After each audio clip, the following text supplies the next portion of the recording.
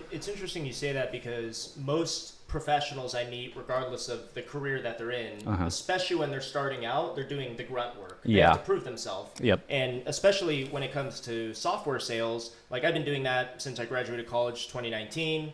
You know, starting out your first year and a half, it's all, you know, cold calls, cold emails, go do this, go do that. Yeah. You know, people don't necessarily respect you. You know, a lot of people do, of course. Yeah. But it's, you know, every one of my mentors was like, hey, you know, you're in the dirtiest years of your life. You know, do the dirty work, hustle your butt off, and it won't go unnoticed, to your point. And I always feel like, you know, even if I were to think about like someone who's a chef, right?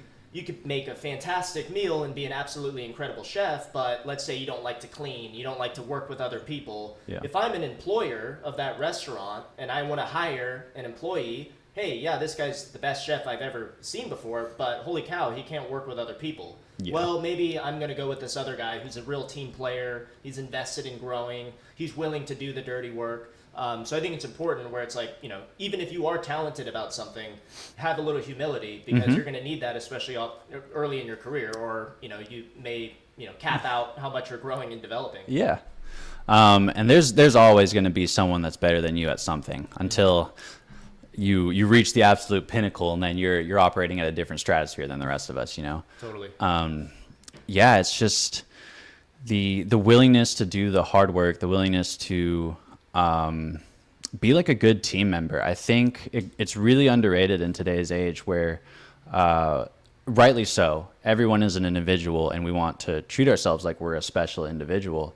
And I think that escalates to the point where we want to lead, essentially. Everyone would like to be a leader, I feel like. There are much more people that desire to be a leader than I think are willing to adopt a team member role. But and what I have learned in my few years working at startups is you can't have a team full of leaders. You need to have people that are willing to sacrifice their individual interests for the better of the team.